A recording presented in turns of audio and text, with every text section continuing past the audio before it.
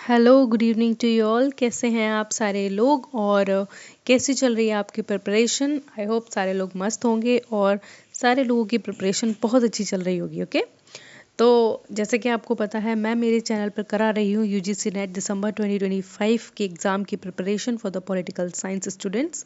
और उसमें हमने अब तक 3 से 4 यूनिट कवर कर लिए हैं, जिसमें if I could recall then they are political ideologies को मैंने सबसे पहले पढ़ाया था आपको, देन मैंने वेस्टर्न पॉलिटिकल थॉट को पढ़ाया था, देन इंडियन पॉलिटिकल थॉट को पढ़ाया था, और फिर मैंने उसके बाद पॉलिटिकल इंस्टीट्यूशंस इन इंडिया जो कि यूनिट 7 है उसको कम्प्लीटली कवर कराया था। Okay, now this is time to switch to another unit, that is the unit of international relationship. ठीक है, तो सबसे पहले हम इंटरनेशनल रिलेशनशिप को कवर करेंगे जो हमारे यूजीसी नेट सिलेबस में यूनिट 5 है। तो आई होप कि मैंने स्टार्टिंग में ही आपको बताया था कि आप इस एग्ज़ाम की प्रिपरेशन कर रहे हैं, देन मेक श्योर कि आपकी टेबल पर जहां आप पढ़ाई कर रहे हैं वहां पर एक हार्ड कॉपी होनी चाहिए पूरे के पूरे सिलेबस की, जिसमें आप टिक करते जाओ कि मैंने ये पढ़ लिया है, ये पढ़ लिया, अब ये रह गया है, वो रह गया है। ठीक है, तो ये एक बेसिक सी चीज़ है जो मैं भी करती थी जब मैं तैयारी करती थी, और इससे क्या है कि आपको चीज़ें ऐसी रहती हैं कि हाँ मैंने ये पढ़ लिया है, अब इतना रह गया है, चलो ये भी कवर हो गया है, वो भी कवर हो गया है। तो ये काम करना जी, छोटी छोटी जो हमारी हैबिट्स होती हैं वो बड़ा मेजर रोल प्ले करती है हमारी जर्नी में, हमारी प्रिपरेशन में। ठीक है, तो अगर आप यूनिट 5 की बात करें इंटरनेशनल रिलेशंस में, तो वहाँ पे सबसे पहले हमें अप्रोचेस देखने को मिलती हैं इंटरनेशनल रिलेशंस को समझने के लिए। ठीक है, जिसमें कई सारी हम आइडियोलॉजीज़ के बारे में पढ़ते हैं, जिसमें idealism, realism, structural Marxism, new realism, new liberalism, कई सारी 8 से 10 आइडियोलॉजीज़ हैं जिनके बारे में हम पढ़ते हैं। ठीक है, सिंस ये मैंने आज से ही स्टार्ट किया है इंटरनेशनल रिलेशनशिप, तो इस वीडियो में हम प्राइमरीली डिस्कस करेंगे हमारी 2 सबसे इम्पोर्टेंट आइडियोलॉजीज़ के बारे में जिनके हम आइडियाज़ को कवर करेंगे, the ideology of idealism and realism. देखो, जिस तरीके से इंटरनेशनल ग्लोबली इंटरनेशनली जो चीज़ें काम करती हैं, जिस तरीके से हम उनको एग्जामिन कर पाते हैं चीज़ों को या समझ पाते हैं, जो बहुत बड़े स्कॉलर्स होते हैं। ठीक है, तो जो अपने तरीके से आइडियाज़ देते हैं कि इंटरनेशनल सिस्टम कैसे वर्क करना चाहिए और उन सिस्टम्स के अंदर क्या क्या उनके कोर कॉन्सेप्ट्स एंड आइडियाज़ होने चाहिए, वही इन सारी हेडिंग्स के अंदर हम पढ़ते हैं। ठीक है, जो आइडियलिज्म वाले हैं वो इंटरनेशनल सिस्टम को एक अलग तरीके से देखते हैं, उनका देखने का तरीका अलग है, उनके अप्रोचेस अलग हैं और उनकी जो एस्पिरेशन है इस सिस्टम से वो अलग है। उसी तरीके से अगर हम रियलिज्म के बारे में बात करें, तो रियलिज्म चाहते हैं कि जो इंटरनेशनल सिस्टम है वो ऐसे नहीं ऐसे वर्क करता है, इंटरनेशनल सिस्टम पार्टिकुलर प्रैक्टिकली ऐसे काम करता है और उसके क्या क्या आउटकम निकल कर आते हैं। ठीक है, तो वो सारी अप्रोचेज़ हैं जो हम यहाँ पे डिस्कस करने वाले हैं। मैंने बहुत ही थॉरो वीडियो बनाई है। ठीक है, मैंने बहुत माइन्यूट से माइन्यूट इसमें जो भी चीज़ें हैं वो मैंने इसमें डाली हुई हैं, और जब मैं पढ़ाऊँगी देन मेक श्योर कि आप बहुत अच्छे से सुने और समझें। ठीक है, क्योंकि जब आप एक चीज़ को समझ लेते हो, अंडरस्टैंडिंग डेवलप कर लेते हो, तो अगर क्वेश्चन इधर उधर थोड़ा सा भी हो जाता है ना, तो आप वहाँ पे क्लिक कर पाते हो कि हाँ ये चीज़ मैंने पढ़ी थी, तो मे बी पॉसिबिलिटी है कि इसका आंसर ये सही हो या उसका आंसर ये सही हो। ठीक है, कभी कभी जब हम कंफ्यूज हो जाते हैं तो हमारे पॉसिबिलिटी जो हम लगाते हैं उस पर भी बहुत सारी चीज़ें सही हो जाती है। ठीक है, सो अब बिना डिले किए हम अपनी क्लास स्टार्ट करते हैं, तो जिसमें हम पढ़ने वाले हैं अप्रोचेस के बारे में पढ़ेंगे जो इंटरनेशनल रिलेशनशिप में हमें देखने को मिलती हैं। तो आज की इस वीडियो में हम डिस्कस करेंगे ideas of idealism and the ideas of realism. ठीक है, तो ये पूरी जो मेजर आइडियोलॉजीज़ हैं उनके बारे में क्या करेंगे, बहुत अच्छे से डिस्कस करेंगे। देन हम देखेंगे, सबसे पहले हम जो डिस्कस करने वाले हैं वो है व्हाट इज़ आइडियलिज्म। आइडियलिज्म क्या कहता है और आइडियलिज्म के कोर कॉन्सेप्ट क्या है। ठीक है, idealism emphasizes on morality, international law, justice and peaceful cooperation. तो जो आइडियलिज्म वाले जो थिंकर्स हैं, ठीक है, वो पूरे वर्ल्ड को एज अ गुड, ऐसा होता नहीं हम किसी चीज़ को बहुत अच्छा देखते हैं, बहुत अच्छा कोऑपरेटिव और कैपेबल देखते हैं। ठीक है, तो हम बात करते हैं ऐसे सिस्टम में जहाँ पे मोरालिटी पर बात हो रही हो, ठीक है, मोरल वैल्यूज़ के बारे में बात हो रही हो, इंटरनेशनल लॉ के बारे में बात हो रही हो, जहाँ पे सारे लोगों को इक्वालिटी, डेमोक्रेसी, ऐसे सारे कॉन्सेप्ट्स को अपलिफ्ट किया जा रहा है। ठीक है, साथ में जस्टिस की बात हो रही है, समाज में जस्टिस है, उसी तरीके से इंटरनेशनल लेवल पे भी जस्टिस की कॉन्सेप्ट को हमें क्या करना है, इस्टेब्लिश करना है। तो ये एक बात कौन करते हैं, आइडियलिज्म वाले करते हैं। एंड द पीसफुल कॉपरेशन, और इनका मानना है कि जो इंटरनेशनल जितने भी कंट्रीज़ हैं, जितने भी लोग रह रहे हैं, वो पीसफुली एक लोगों को एक दूसरे को क्या करें, कॉपरेट करें और पीसफुली उनका कोएग्जिस्टेंस रहे। ठीक है, ये एम्फोसाइज करते हैं। ऐसा रियलिटी में है या नहीं है वो आप भी जानते हो, ठीक है, और वो हम आगे भी समझेंगे, क्योंकि जब इनका क्रिटिसिज्म होता है बहुत ज़्यादा इनके आइडियलिस्ट बेसिस पर, तो देखते हैं किस तरीके से इनके जो कोर कॉन्सेप्ट है वो पूरी तरीके से गलत बैठ जाते हैं। ठीक है, तो जो आइडियलिज्म वाले हैं वो कहते हैं कि जो ह्यूमन नेचर है, जो मानव का स्वभाव है, वो कैसा है, गुड है, मतलब अच्छा स्वभाव है, एंड कैपेबल ऑफ प्रोग्रेस, और ऐसे हैं कि वो सब लोग मिलकर क्या कर सकते हैं, प्रोग्रेस कर सकते हैं, उन्नति कर सकते हैं। तो खुद ही पता होगा आपको कि ह्यूमन नेचर हमेशा गुड रहता है या नहीं रहता है। ठीक है, लेकिन आइडियलिज्म वाले हैं, आइडियलिज्म की जो कॉन्सेप्ट को बढ़ावा दे रहे हैं और उनको सोच समझ रहे हैं, तो वो ऐसा क्यों कह रहे हैं वो भी समझेंगे, क्योंकि हर चीज़ के पीछे एक हिस्टोरिकल बैकग्राउंड होता है जो उन आइडियाज़ को शेप करता है। ठीक है, and international relations based on shared value and ethics, और उनका मानना है कि जो इंटरनेशनल रिलेशंस होते हैं, जो देश भर के दुनिया भर के जो कंट्रीज़ हैं या लोग हैं आपस में, वो एक ऐसा बॉन्ड शेयर करते हैं जो एथिक्स और मोरालिटी के बेसिस पे एग्जिस्ट करता है। ठीक है, शेयर्ड वैल्यू है, मतलब हमारे जो संस्कार वगैरह हैं हम वो दूसरी कंट्री से शेयर करते हैं, और हम सारे इथिकल लोग हैं, मतलब बहुत बढ़िया लोग हैं, मार धाड़ इन सब से हमारा कोई लेना नहीं है, since we are human beings. And human nature को यहाँ पे कैसा दिखाया गया है, बहुत ही अच्छा दिखाया गया है। ठीक है, आइडियलिज्म में। And they advocate international organisation to maintain peace, और ये जो आइडियलिज्म वाले हैं वो कहते हैं कि देश दुनिया में कई सारी ऐसी इंटरनेशनल ऑर्गेनाइजेशन होनी चाहिए, बहुत सारी, जिस तरीके से आप यूनाइटेड नेशंस को देखते हो, चाहे और भी सारी कंट्रीज होंगी, तो इस तरीके से इंटरनेशनल ऑर्गेनाइजेशन होनी चाहिए जो सारे लोग किस पे करें, पीस के ऊपर बात करें। ठीक है, जो मेंटेन करने की बात करें कि हमें पूरी दुनिया में शांति स्थापित करनी है। ठीक है, तो ये लोग हैं हमारे प्यारा प्यारा सोचने वाले, कौन, आइडियलिज्म वाले।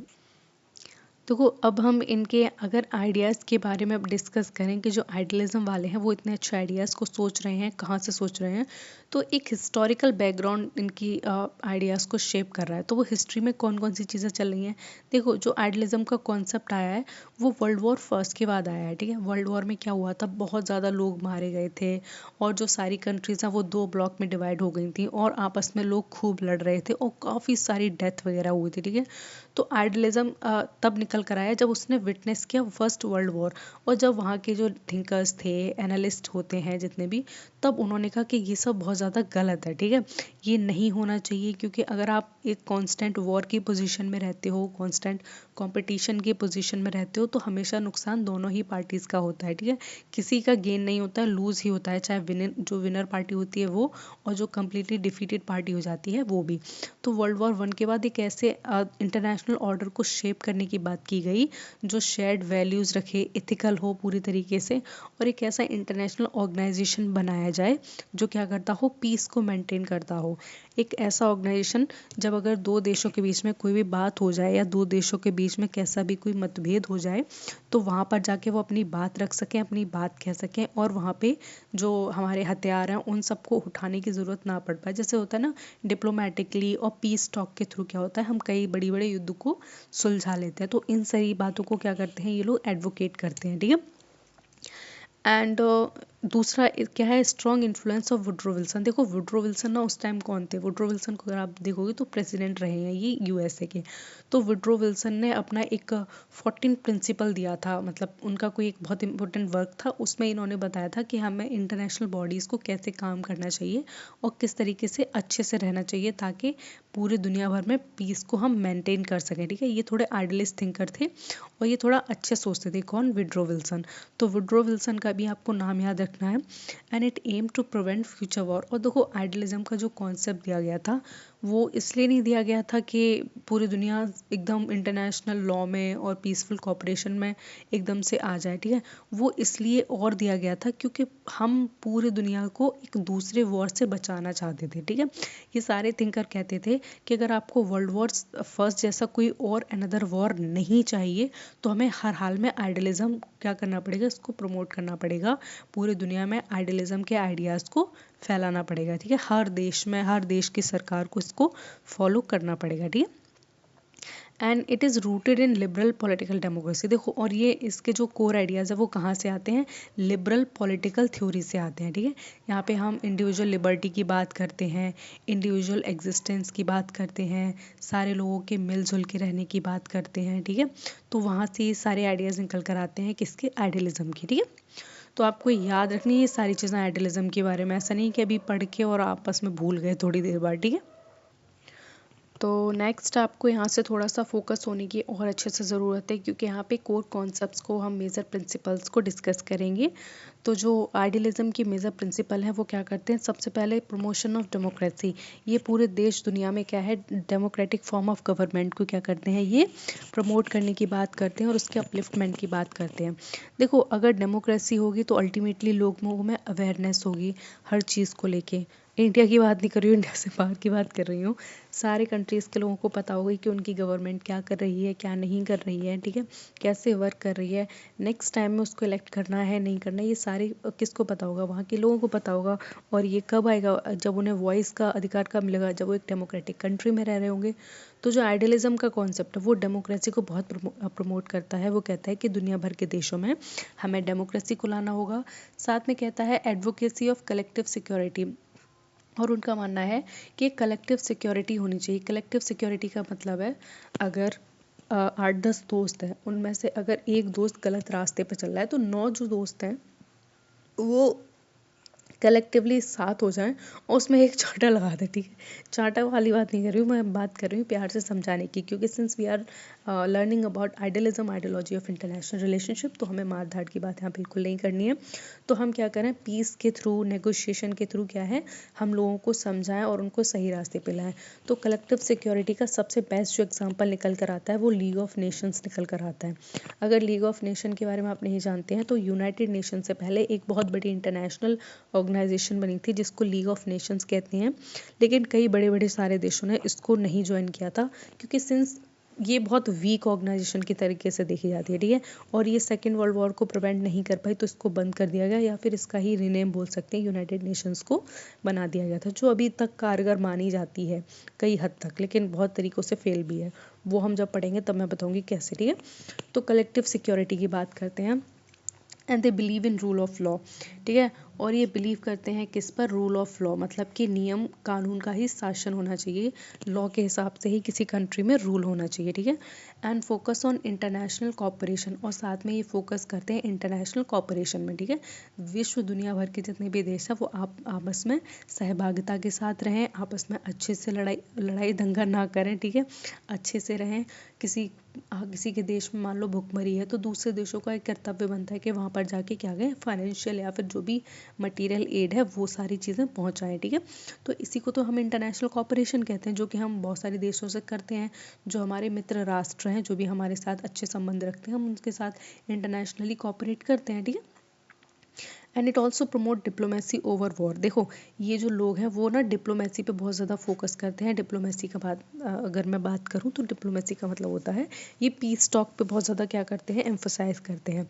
मतलब इनका मानना है कि अगर कोई देश से आपकी अनबन हो रही है या कोई देश आपके मतलब रास्ते पे नहीं चल रहा है, गड़बड़ा रहा है, तो वॉर पे जाने से बेहतर है आप एक बार उससे बात करो बैठ के। ठीक है, बात करो, अगर बातों से नहीं मान रहा है तो कोई दूसरा उपाय निकालो, लेकिन डिप्लोमेसी के पास जाओ। ठीक है, मतलब डिप्लोमेसी अपना पहला रास्ता चुनो ओवर वॉर। अब देखो, यहाँ से आपको अपने नोट्स में क्या ऐड करना है, तो यहाँ पे आप सबसे पहले जब डालेंगे major principle of ideology, idealism, तो उसमें आपको डालना है democracy, collective security, rule of law and the diplomacy. ठीक है, तो ये सारे इंपॉर्टेंट पॉइंट्स ऐसे ही बनाए जाते हैं और ऐसे ही इंपॉर्टेंट पॉइंट्स को हम क्या करते हैं, क्लासेस से जो भी क्लासेस हम पढ़ते हैं उनसे बाहर निकालते हैं। ठीक है, उनको अपने नोट्स में ऐसे ऐड ऑन करते हैं। दैन इससे रिलेटेड जितने भी हमारे की थिंकर्स हैं वो बहुत ज़्यादा इंपॉर्टेंट है और उनके आइडियाज़ को भी यहाँ पूछ लेते हैं। तो यहाँ पे हम थिंकर्स को डिस्कस करेंगे और उनके जो इंपॉर्टेंट कंट्रीब्यूशन रहे हैं उनको यहाँ पर पढ़ेंगे। ठीक है, तो सबसे पहले निकल कर आते हैं हमारे इमैनुअल कांट। ये चारों ही बहुत इंपॉर्टेंट है, देन मेक श्योर एक भी न छूट जाए और इनके जो कॉन्ट्रीब्यूशन है वो याद ही रखने हैं। तो जो इमैनुअल कांट है वो हमें परपीचुअल पीस का और एक आइडिया देते हैं। ठीक है, जिसमें फेडरेशन ऑफ फ्री स्टेट्स की बात करते हैं।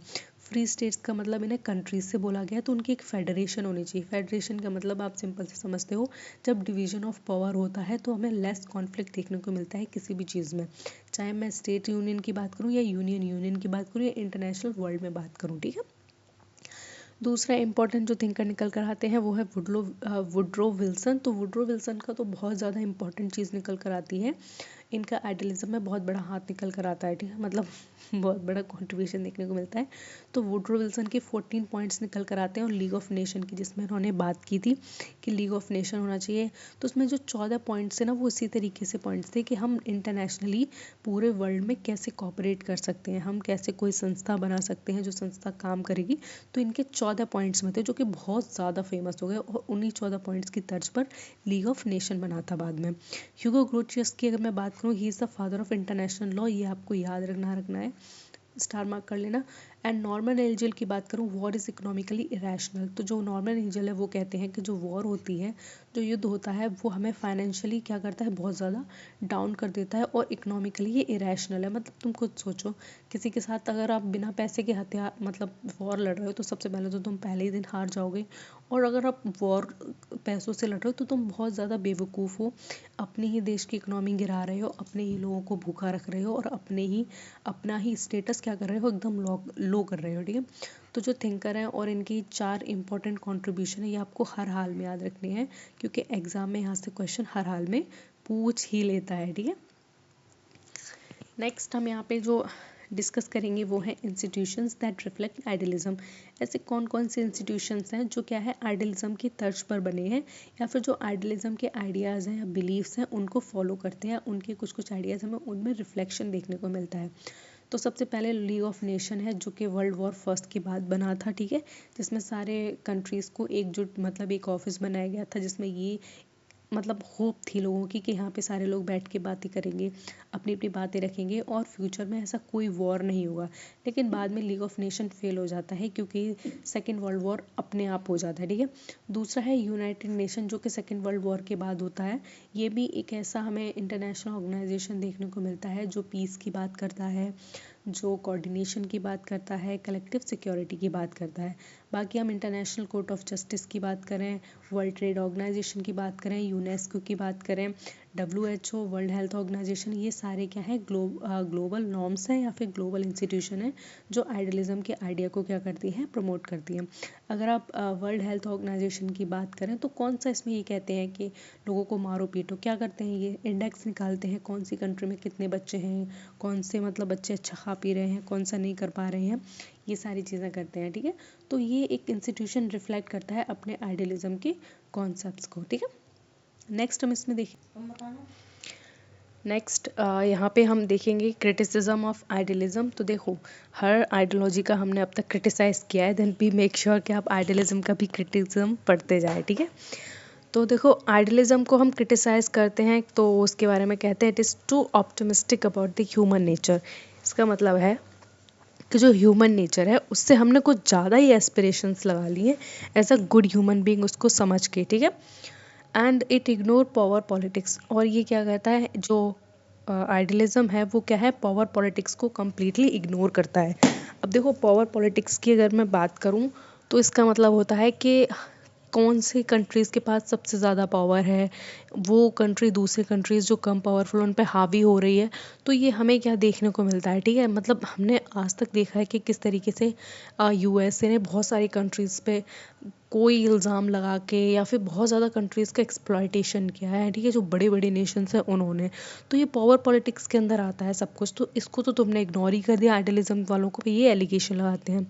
एंड और इसको कहते हैं कि ये फेल हो गया बिकॉज लीग ऑफ नेशन ने जब बना था, जो कि पूरे आइडियलिज्म की तर्ज पे बना था, वो कम्प्लीटली फेल हो गया है, क्योंकि लीग ऑफ नेशन के बने होने तक भी क्या हो गया था कि दूसरा वर्ल्ड वॉर हो गया था। तो League of Nation completely as a failed international organisation उन्होंने डिक्लेयर कर दिया था।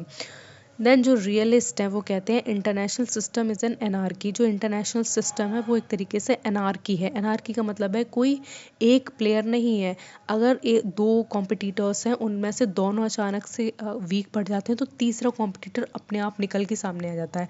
तो कोई श्योरिटी नहीं है, कोई सर्टेनिटी नहीं है, ये एक अनार्की की सिचुएशन क्रिएट करता है। आज अगर अमेरिका पावरफुल है तो कल उसको चाइना ओवरटेक कर लेगा, ठीक है। तो ये सब किस पे बेस्ड होता है, ये पावर पॉलिटिक्स पे बेस्ड होता है, ठीक है। यहाँ पास में शादी है, कहीं पीछे से आपको डीजे वीजे की आवाज़ ना सुनाई दे रही हो, और अगर सुनाई भी दे रही हो just ignore it, okay. Next हम इम्पोर्टेंट आइडियोलॉजी पढ़ेंगे आइडियलिज्म के बाद रियलिज्म के बारे में, ठीक है। तो आइडियलिज्म को समझ लिया तो रियलिज्म को भी समझ लें। It is the dominant approach in international relationship after world war second, ठीक है। तो वर्ल्ड वॉर सेकेंड के बाद एक स्विच आया, एकदम कंप्लीट स्विच आया एक दूसरे आइडियोलॉजी के बारे में, जिसको हम रियलिज्म कहते हैं, यथार्थवाद कहते हैं। और आइडियलिज्म को कहते हैं, नहीं याद आ रहा, ठीक है। तो देखो, ये जब सेकेंड वर्ल्ड वॉर हुआ था तो कुछ थिंकर्स या फिर कुछ एनालिस्ट थे, स्कॉलर्स थे, वो एक दूसरी आइडियोलॉजी पर टिल्ट कर गए। उनका मानना था कि वर्ल्ड है वो एक रियलिज्म पर चलता है, रियलिस्ट आइडियोलॉजी को चलता है, and state act as their national interest. और जितने भी राज्य हैं, जितने भी देश हैं, वो कैसे काम करते हैं, वो अपने राष्ट्र हित में काम करते हैं, नेशनल इंटरेस्ट में काम करते हैं। और ये सही भी है। आज अगर आप प्रेजेंट डे देखोगे, डिस्कस करोगे, तो रियलिज्म की आइडियोलॉजी ही वर्क करती है, रियलिज्म की आइडियोलॉजी ही समझती है और काम करती है, ठीक है। क्योंकि आज अगर इंडिया किसी का दोस्त है तो वो अपने फ़ायदे से दोस्त है, आज अगर यूएसए किसी का दोस्त है तो अपने फ़ायदे से दोस्त है। सारी कंट्रीज़ अपना अपना फ़ायदा देख रही हैं और अपने अपने फ़ायदे के लिए आगे बढ़ रही हैं, या फिर जो कमज़ोर है उसको पीछे धकेल रही हैं, ठीक है। तो इनका मानना है रियलिज्म वाले कि जो सारी भी कंट्रीज़ हैं जितनी भी, वो नेशनल इंटरेस्ट में काम करती हैं, and the international politics is a struggle for the power and security. और इनका मानना है जो इंटरनेशनल पॉलिटिक्स है, जो अंतर्राष्ट्रीय राजनीति है, वो एक स्ट्रगल है, वो कंटिन्यू एक संघर्ष है, किसके लिए, या तो पावर के लिए और या फिर सिक्योरिटी के लिए। मतलब जितने भी स्टेट एक्टर्स हैं, जितने भी बड़े बड़े देश हैं, वो इसी होड़ में लगे हुए हैं, किसके पास ज़्यादा पावर हो, कौन कितनी पावर को एक्रू कर ले, कौन कितना पावरफुल बन जाए, कौन किसको ओवरटेक कर ले। आज देखो, इंडिया थर्ड लार्जेस्ट इकोनॉमी बन गई है, तो आपको क्या लगता है इंडिया फर्स्ट मतलब डेवलप्ड नेशन में नहीं आना चाहती, या फिर इंडिया यूएसए की पोजीशन पे नहीं आना चाहती? बिल्कुल आना चाहती है। तो ये क्या है, ये एक पावर है और ये कंपटीशन है, जो कि रियलिज्म में हमें देखने को मिलती है, जो रियलिटी वर्ल्ड में, प्रैक्टिकल वर्ल्ड में हम इसको देखते हैं, ठीक है। एंड सारे ही लोग अपनी सिक्योरिटी को क्या करना चाहते हैं, एक्सटेंड करना चाहते हैं।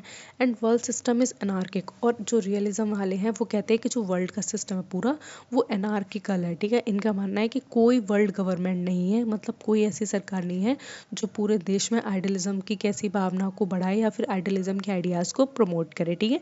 तो एनार्की की सिचुएशन फैली हुई है, कोई किसी का सगा नहीं है। आज अगर हमारे अच्छे रिश्ते यूएसए से हैं, ठीक है, तो हम भाई उससे ट्रेड कर रहे हैं, यूएसए हमारी किसी मदद कर रहा है, हमारे हमारे ट्रेड, हमारे पैक्ट साइन हुए हैं। हमारे रशिया से बहुत अच्छे रिश्ते हैं, तो वो हमारे फ्रेंडशिप ट्रीटी की वजह से हैं, हमारे कुछ वेपन्स खरीद लेने से हैं, उनके कुछ मॉन्यूमेंट्स या फिर उनके वेपन्स ले लेने से हैं, ठीक है। तो ये हमें देखने को मिलता है, यहाँ पे सारे मतलब की दुनिया है, ठीक है। कोई किसी का सगा नहीं है, कोई किसी का भला नहीं है।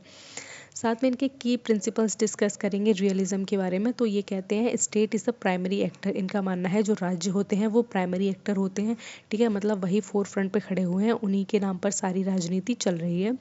And there is a no national security and survival is a top priority, ठीक है। तो देखो, नेशनल सिक्योरिटी की अगर मैं बात करूँ तो ऐसे कोई वर्ल्ड ऑर्गेनाइजेशन हमें सिक्योरिटी प्रोवाइड नहीं कर रही है, ठीक है। आज बहुत सारे देशों में युद्ध हो रहे हैं, तो क्या हम एज अ दूसरी इंडिपेंडेंट कंट्री हम क्या जा रहे हैं वहाँ पे लड़ाई बड़ाई करने? भाई नहीं हो रहा है, ठीक है। वो सारे लोग खुद ही अपनी मदद कर रहे हैं, खुद को खुद ही बचा रहे हैं, ठीक है। तो नेशनल सिक्योरिटी एंड सर्वाइवल का कॉन्सेप्ट पे रियलिज्म वाले बहुत ज़्यादा बिलीव करते हैं। उनका मानना है जितने भी देश हैं वो अपनी सिक्योरिटी बढ़ा रहे हैं। अब सिक्योरिटी कैसे बढ़ाते हैं? तो सिक्योरिटी बनाते हैं वो ज़्यादा ज़्यादा क्या कर रहे हैं, आर्म्स एंड एम्यूनिशन खरीद रहे हैं, ज़्यादा से ज़्यादा वो रिक्रूट कर रहे हैं लोगों को अपनी फ़ौज में, डिफेंस में, ठीक है। और सर्वाइवल की बात है यहाँ पे कि जितने भी कॉम्पिटिटर्स हैं, पूरी 193 कॉम्पिटिटर्स है कंट्री, वो यहाँ पे सर्वाइवल के लिए टुकी हैं, ठीक है। अब ऐसे कई सारे देश होंगे जिनके आप नाम तक नहीं जानते, जो बड़ी बड़े देश है, जैसे जापान है, सिंगापुर है, और ये इंडिया, यूएसए, वियतनाम, ये सारी कंट्रीज इसलिए क्योंकि इनकी जीडीपी है, इनकी अगर मैं बात करूँ टूरिज़्म बहुत है इनके यहाँ पे ट्रिलियंस ऑफ इकोनॉमी है, तो इसलिए हम इन्हें जानते हैं। लेकिन बहुत लाखों की बात नहीं कर रही हूँ, बहुत सारी ऐसी कंट्रीज़ हैं जिनके हमने नाम आज तक नहीं सुने, उनका नाम और निशान नहीं है, ठीक है। तो ये क्या, ये सर्वाइवल की बात होती है, कौन सर्वाइव कर रहा है इंटरनेशनल फोरम में, कौन किसका कितना दबदबा बन रहा है। तो ये सब क्या है, ये भी एक की प्रिंसिपल बन जाता है रियलिज्म का, ठीक है। और की सर्वाइवल एंड नेशनल सिक्योरिटी ही सारे देशों की टॉप प्रायोरिटी होती है। इसमें अगर हम पावर पॉलिटिक्स की बात करें तो इसमें मिलिट्री पावर सबसे ज़्यादा इंपॉर्टेंट होती है। सारे के सारे लोग क्या करते हैं, अपने आप को मिलिटरीली बहुत ज़्यादा स्ट्रॉन्ग करने की कोशिश करते हैं, क्योंकि उनको पता है कि अगर कभी भी युद्ध हुआ, कभी भी कुछ हुआ, तो सबसे ज़्यादा काम कौन आएगा, उनके देश की मिलिट्री ही काम आएगी। तो इस पर ही ज़्यादा फोकस करते हैं। और इनका मानना है जो ह्यूमन नेचर होता है वो बहुत ज़्यादा शेल्फिश है और कॉन्फ्लिक्चुअल है, ठीक है। उनका मानना है कि जो ह्यूमन्स है वो सिर्फ अपने मतलब के बारे में सोचते हैं, और जब उनको अगर किसी चीज़ से किसी चीज़ को हासिल करना हो और उनके सामने कोई कॉम्पिटिटर हो तो उससे लड़ाई करने में पीछे नहीं हटते, जो कि बिल्कुल सही बात है। ये एप्पल है एक, ठीक है। वाह क्या एप्पल बना है, ठीक है। चलो मैं इसको एप्पल ही कंसीडर करूँगी। तो ये एप्पल है। एक आप यहाँ पे खड़े हो, ठीक है, और एक यहाँ पे खड़े हो, दोनों बहुत बुरी तरीके से भूखे हो, और इस एप्पल से किसी एक का ही पेट भर सकता है। भाई दोनों लड़ लोगे, भले दोनों सगे भाई हो, ठीक है। तो ह्यूमन नेचर यहाँ पे कैसा है, बैड दिखा दिया है, ठीक है, और जो कि रियलिटी भी है। बैड ह्यूमन नेचर है, अपने बारे में पहले सोच रहा है, और दोनों इस एप्पल के लिए क्या करेंगे, लड़ाई करेंगे, और जिसका एप्पल हो जाएगा फाइनली वो कौन हो जाएगा, विनर हो जाएगा, ठीक है। और जो रियलिज्म वाले हैं वो कहते हैं कि जो पीस है, आप जिस पीस की बात कर रहे हो वो टेम्पररी है, बिल्कुल, ठीक है। आप ऐसे किसी हवा हवाई की बातें मत करो। लोगों के बीच में जो दूरियां होती हैं या फिर जो लोगों के बीच में दोस्ती होती है वो बहुत कम वक्त के लिए होती है। जब तक उनका फ़ायदा नहीं आपसे पूरा हो रहा है, अगर उनका फ़ायदा आपसे होना बंद हो गया, वो आपके तुरंत दुश्मन हो जाएंगे, ठीक है। और इनका मानना है कि कॉन्फ्लिक्ट होता ही रहता है, और कॉन्फ्लिक्ट इनएविटेबल है, मतलब वो कॉन्फ्लिक्ट फॉर श्योर होगा ही होगा, ठीक है। नेक्स्ट हम इनके टाइप्स ऑफ रियलिज्म को समझेंगे। जिस तरीके से आपने टाइप्स ऑफ आइडियलिज्म को समझा था, इसके की फैक्टर्स और की स्कॉलर्स को देखा था, उसमें रियलिज्म में भी समझना बहुत ज़्यादा इंपॉर्टेंट है। तो हम टाइप्स को डिस्कस करेंगे, की स्कॉलर्स को समझेंगे, और फोकस एरियाज को डिस्कस करेंगे, ओके। तो सबसे पहले यहाँ पे क्लासिकल रियलिज्म बन के आते हैं, जिसमें हॉन्स मर्गनथाउ हैं, जो क्या करते हैं, ह्यूमन नेचर को बताते हैं कि ये हमेशा क्या करते रहते हैं, पावर के बीच में स्ट्रगल करते रहते हैं, ठीक है। हम भी पावर के लिए स्ट्रगल कर रहे हैं।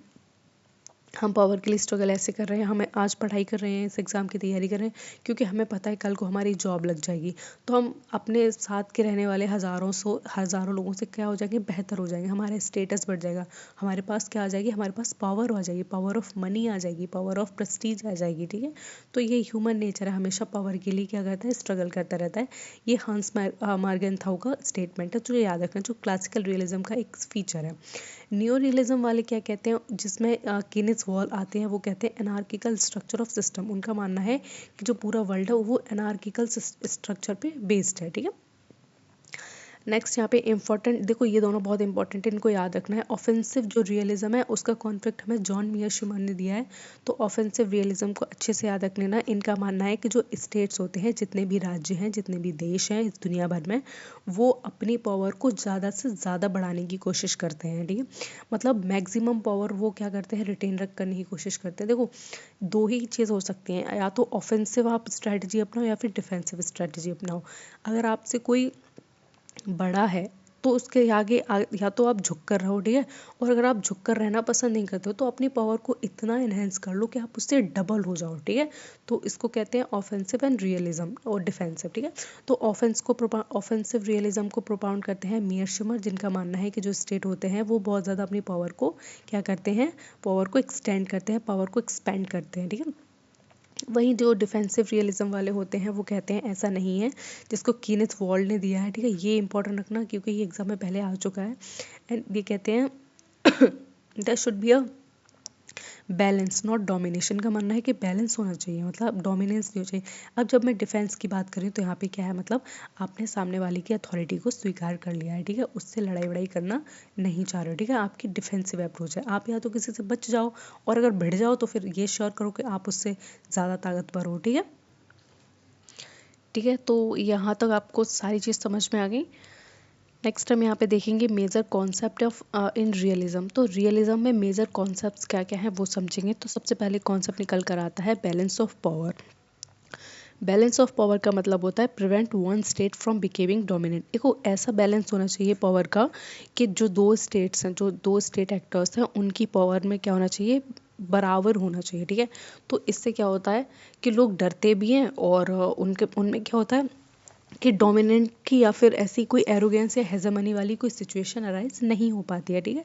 इसमें क्या होता है, बैलेंस ऑफ पावर में एक स्टेट को प्रिवेंट करते हैं ताकि वो कहीं डोमिनेंट ना बन जाए, ठीक है। दूसरा है सिक्योरिटी डिलेमा। सिक्योरिटी डिलेमा में क्या होता है हर देश एक डिलेमा में जीता है। डिलेमा का मतलब होता है भ्रम में जीता है, ठीक है। अब देखो, मैं इसको थोड़ा सा अच्छे से एक्सप्लेन करना चाहूँगी। भ्रम में जीने का मतलब ये होता है कि सारे देश को ना एक दूसरे देशों से खतरा रहता है कि कभी मेरे ऊपर हमला कर दे, नहीं पता। तो इस डिलेमा में वो अपने स्टेट की पावर को इंक्रीज करते जाते हैं, ठीक है। ज़्यादा से ज़्यादा वो क्या करेंगे, हथियार बनाएंगे। बड़े बड़े वो लोग क्या करेंगे, वो फाइटर जेट्स वगैरह खरीद लेंगे। बड़े बड़े मतलब बहुत सारे ऐसे काम करेंगे जो उनकी पावर को इंक्रीज करेगा। और पावर सिर्फ और सिर्फ मिलिटरीली इंक्रीज होती है, ठीक है। पावर का मतलब ये नहीं तुमने लोग अच्छे कर लिए हैं, लोगों को तुम्हें ताइक्वांडो सिखा दिया है, ठीक है। ये नहीं होता है। पावर का सिंपल सा मतलब होता है आप मिलिटरीली बहुत ज़्यादा स्ट्रांग हो गए हो और उन चीज़ों को समझने लगे हो, ठीक है। तो सिक्योरिटी डिलेमा आई होप समझ में आ गया। मुझे डर है कहीं मेरे घर के सामने वाला कहीं बंदूक लेकर ना बैठा हो मेरे अपने घर में, कि जब मैं बाहर निकलूंगी तो मार देगा। तो इस डर से मैं अपने घर में बहुत सारी बंदूक रखती हूँ हर। तो ये क्या है, मुझे एक डिलेमा है, मुझे डिलुलू है किसका, सिक्योरिटी का। तो इस वजह से मैं अपने घर में बहुत सारी बंदूकों छुपा के रखती हूँ, सिर्फ और सिर्फ ये इसलिए क्योंकि मुझे लगता है, ऐसा है या नहीं है वो तो दूर की बात है, क्योंकि मुझे सिर्फ लगता है कि सामने वाले ने ऐसा किया होगा, ठीक है। तो ये क्या है, ये रियलिज्म की कॉन्सेप्ट है। तो ये आपको याद रखनी है। बैलेंस ऑफ पावर हो गया, सिक्योरिटी डिलेमा हो गया। तीसरा है नेशनल इंटरेस्ट की बात करते हैं, जिसमें कहते हैं कि सबसे ऊपर इनका देश आता है और देश के सर्वाइवल के लिए सब कुछ करते हैं, ठीक है। और अपने स्टेट को, अपने नेशन को सबसे ऊपर रखते हैं। ऊपर क्या है, पावर की बात करते हैं, जिसमें क्या है, आउटकम इन इंटरनेशनल रिलेशंस। जो पावर्स हैं उनको ये डिटरमाइन करते हैं, जिनके जितने भी फीचर्स हैं वो हमें इंटरनेशनल रिलेशनशिप में देखने को मिलते हैं, ठीक है। वो फाइन। लास्ट हम इसको डिस्कस करेंगे, क्रिटिसिज्म ऑफ रियलिज्म। देखो हम क्रिटिसिज्म सबका पढ़ रहे हो तो सॉरी, रियलिज्म आप नहीं बच सकते। तो रियलिज्म को हम क्रिटिसाइज करते हैं, कहते हैं it ignores the international institutions and cooperation. मतलब जो रियलिज्म है वो बहुत ज़्यादा रियलिटी बेस्ड बातें करता है, रियलिटी बेस्ड चीज़ों पे एम्फोसाइज करता है। तो एक इंटरनेशनल इंस्टीट्यूशन को मतलब जब ये बता रहा है कि तुम सिर्फ अपने लिए काम कर रहे हो या फिर इंटरनेशनल इंस्टीट्यूशन फालतू हैं, इनका कोई काम नहीं होता है, तो इनको डिजेनरेट कर रहा है, इनको बहुत ज़्यादा डाउन कर रहा है, तो ये गलत चीज़ है। साथ में ये कॉपरेशन पे फोकस नहीं करते हैं तो भी इन्हें ट्रोल किया जाता है। And it emphasise on military power. और उनका मानना है कि जो रियलिज्म है वो मिलिट्री पावर पे बहुत एम्फोसाइज करता है। अगर सोचो इस दुनिया में हर देश के पास हथियार है, हर देश के पास हथियार है, और एक ऐसा युद्ध छिड़ता है जिसमें सारे ही देश क्या करते हैं, पार्टिसिपेट करते हैं। तो ऐसा होने की 100% पॉसिबिलिटी है कि उसके बाद ये दुनिया ना बचे, ठीक है। हम अपने ही हाथों अपना खात्मा कर लेंगे, ठीक है। कोई न्यूक्लियर बॉम्ब्स हो गए, एटम बॉम्ब्स हो गए, ये हर देश रख रहा है अपने पास, लुका छुपा के जैसे भी रख पा रहा है, रख रहा है भाई, ठीक है। तो मिलिट्री पावर को इतना इंक्रीज करने की बात कर दी है जिससे क्या है, एक कांस्टेंट फियर बना है इंटरनेशनल फॉरम में, ठीक है। And it is too pessimistic about human nature. और उनका मानना है कि ह्यूमन नेचर को उन्होंने बहुत ज़्यादा बेकार बता दिया, और ऐसा नहीं होता है। मतलब ह्यूमन नेचर को आप बुरा ही बता रहे हो, ऐसा भी नहीं है। Human nature as a cooperation भी काम कर सकता है, कॉपरेटिव भी होता है, जैसे कि हमने वर्ल्ड हेल्थ ऑर्गेनाइजेशन में देखा, वर्ल्ड ट्रेड ऑर्गेनाइजेशन में देखा। तो ह्यूमन नेचर अच्छा है, तभी तो हम एक बेंच पर आके बैठे हैं, बात करने के लिए राजी हुए। लेकिन इन लोगों ने क्या किया है, इस चीज़ को बहुत ज़्यादा क्रिटिसाइज़ किया है कि नहीं, ह्यूमन नेचर तो सिर्फ बुरा होता है, अपने ही इंटरेस्ट के लिए आगे आता है, अपने इंटरेस्ट के लिए आपके साथ बैठ के बात करेगा, ठीक है। Next, it fails to explain post cold war globalisation and interdependence. Next ये कहते हैं कि ये जो रियलिज्म है वो पोस्ट कोल्ड वॉर और ग्लोबल इंटरडिपेंडेंस को एक्सप्लेन करने में फेल हो गया, क्योंकि ये चीज़ें क्यों हुई। पोस्ट जो कोल्ड वॉर एरा था वो क्यों हुआ, और ग्लोबलाइजेशन क्यों हो रहा है अभी, ठीक है। क्योंकि रियलिज्म में तो आपने कहा था कि ये सारी चीज़ें एकदम नहीं हो सकती, लेकिन ग्लोबलाइजेशन के थ्रू देखो पीपल टू पीपल कनेक्शन भी हो रहा है, गवर्नमेंट टू गवर्नमेंट कनेक्शन हो रहा है, ठीक है। तो ये सारी चीज़ें फिर क्यों हैं, ठीक है। तो नेक्स्ट हम देखेंगे इसमें, एंड आई होप आपको इनका क्रिटिसिज्म भी अच्छे से समझ में आ गया होगा। ऐसा कुछ है नहीं बहुत ज़्यादा कि आपको चीज़ें समझ में नहीं आई होंगी। बहुत सारी चीज़ें बहुत अच्छी सी मैंने एक्सप्लेन की हैं, और सारी ही चीज़ें बहुत अच्छे से समझ में आई होंगी। इस वीडियो को अच्छे से पढ़ लेना, ठीक है। कोई भी डाउट है रिलेटेड प्लीज़ कमेंट बॉक्स में डाल देना, कमेंट बॉक्स में मैं उसको आंसर करूँगी। और यूनिट ये 5 है इंटरनेशनल रिलेशंस की, तो आप आई होप मेक श्योर कि आप सारे लोग अच्छे से देख लें, समझ लें और इसके शॉर्ट नोट्स बना लें। यहाँ से क्वेश्चंस बहुत बहुत ज़्यादा पूछे जाते हैं, ठीक है। आइडियोलॉजीज़ की भी बात कर रही हूँ और आगे चल के जो भी इंटरनेशनल इंस्टीट्यूशंस हम पढ़ेंगे, हम समझेंगे, उन सब से भी बहुत ज़्यादा क्वेश्चंस पूछे जाते हैं। तो आप भाई तैयार रहो, ठीक है, पढ़ने के लिए। तो ये वीडियो यहीं तक है, क्योंकि हमने यहाँ पे आज हम सिर्फ आइडियलिज्म और रियलिज्म को डिस्कस करने आए थे। तो वो आइडिया हमने पढ़ लिए हैं, अच्छे से समझ लिए हैं, एंड आई होप आपको वीडियो अच्छे से समझ में आई होगी, सारी चीज़ें क्लियर हो गई होंगी, कोई कैसा भी डाउट नहीं होगा। और अगर डाउट है देन मेक श्योर कि आप उसको कमेंट सेक्शन में डाल दें। चैनल को सब्सक्राइब कर लेना, ठीक है, और पढ़ते रहो और अपनी तैयारी अच्छी रखो, क्योंकि टाइम ज़्यादा है नहीं और इतने ही टाइम में हमें पेपर 1 भी कवर करना है, पेपर 2 भी कवर करना है। तो मैं तो पेपर 2 पे प्राइमरीली फोकस कर रही हूँ, because my subject was also political science. तो मुझे इसके अंदर अच्छी अंडरस्टैंडिंग है, मैं उसको अच्छे से एक्सप्लेन कर सकती हूँ। Since I have also qualified this exam, तो मुझे पता है, एक आइडिया है बेसिक कि किस तरीके से क्वेश्चन फ्रेम होते हैं, कैसे क्वेश्चंस पूछे जाते हैं और क्या क्या होता है, ठीक है। तो भाई बना लो नोट्स, पढ़ लो अच्छे से, ठीक है, और चैनल को सब्सक्राइब कर लेना और सारे लोग खुश रहो, बढ़िया रहो, पढ़ते रहो। और till then take care, bye bye.